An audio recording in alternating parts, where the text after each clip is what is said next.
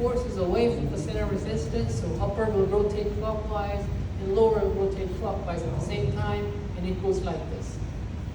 So class 2 may be corrected, but we can see that the occlusal plane may be steepened after the treatment. So you have to put more emphasis on this kind of rotation, and to think about it, whether this rotation is good for the patient or bad for the patient. Let's suppose this class 2 patient is showing a very gummy smile, and upper needs to be intruded in class 2. Will class 2 elastic good? Is class 2 elastic good or bad? Not good, because it might correct the class 2 molar relationship. However, upper goes like this, so the gummy smile will be worsened, and incisor show will be increased, the occlusal plane will be steepened, so it's not good. So in that case is not good to select.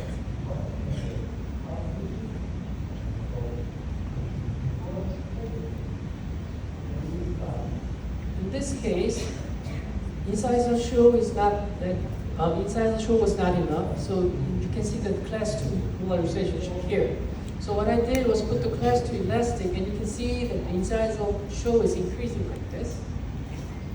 Not only molar become class 2 to class 1, the occlusal plane has been rotated like this.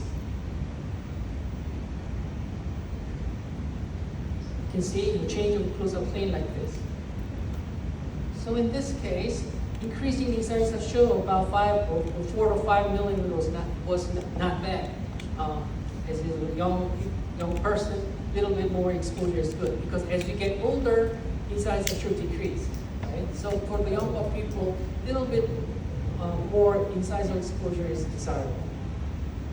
Let's take a look at this class 3 case here. Here's a class 3, anterior crossbite, and it seems like mandibular prognathism, and she wanted to treat it without surgery.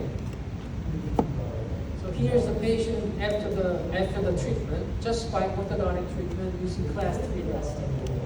And mostly in class 3, flattening occlusal plane is helpful for the patient. So in other words, that means class 3 elastic is desirable in most of the class 3 patients.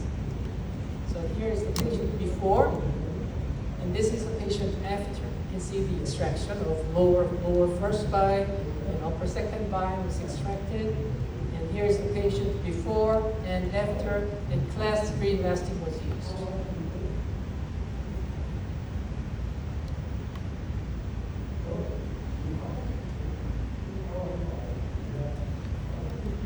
So you can see as class 3, not only lower incisors move back and upper molar moves forward, you can see that the occlusal plane has been flattened.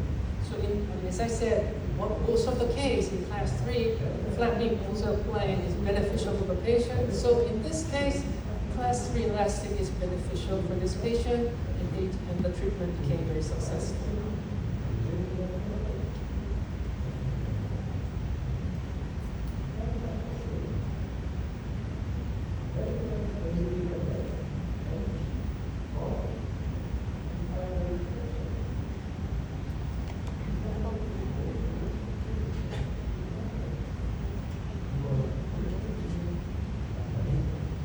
Let's take a look at this patient here. The line is off, and lower dentition needs counterclockwise rotation. So I put the elastic over here, and let's analyze what happens by this elastic. So patient after the treatment.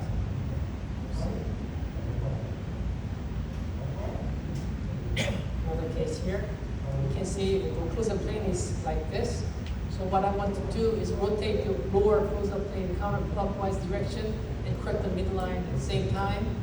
So what I did was put the elastic over here between cuspid and the molar here. Unilateral elastic, right? So if we extend the line of action, the line of action passes near the center of resistance of the maxilla. That means maxilla will not rotate. It's going to translate, right? because force is acting at the center of resistance, very near. On the other hand, on the lower, apical base is somewhat here in quite long distance from the center of resistance, so that the lower occlusal plane might rotate it counterclockwise direction. You see the distance is very large here, lower. So this is what happens after the treatment. You see that this part moves up, and it has been rotated like this.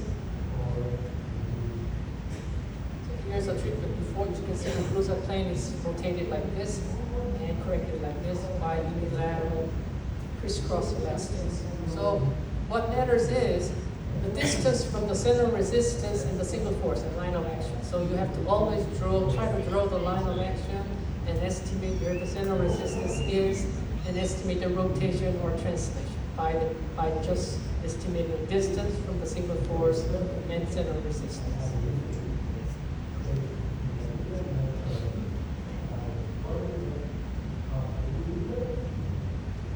Here's the end of the treatment.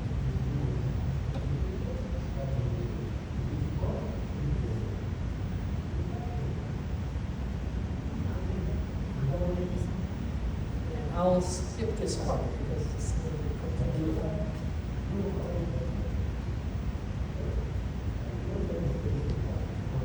Let's take a look at this.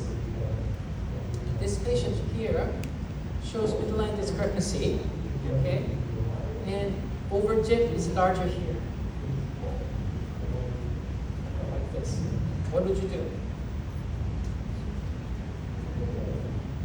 I put the crisscross elastic like this, and overjet is over here, and it is getting increased, and this is the patient after the treatment. It looks like this.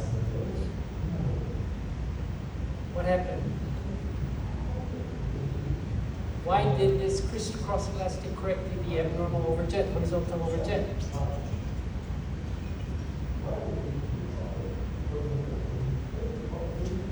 It's because like this.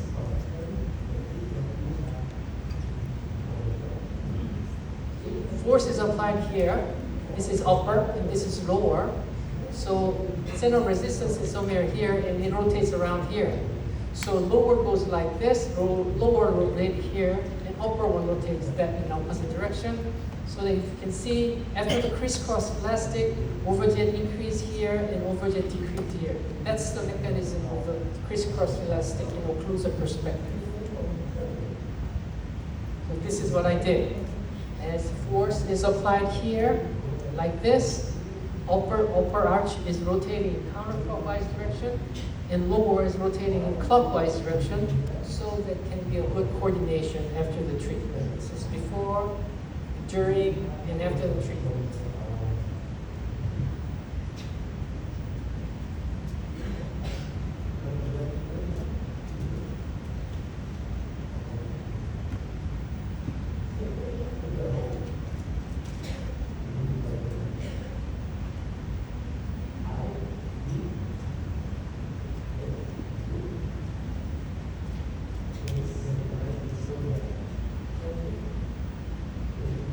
As I said in the morning, leveling arch where I should do after the leveling, and if you inadvertently put the elastic inadvertently from the beginning, this is what happens. So not only this one goes down, the adjacencies goes up like this, so you will develop into lateral open by inadvertent leveling.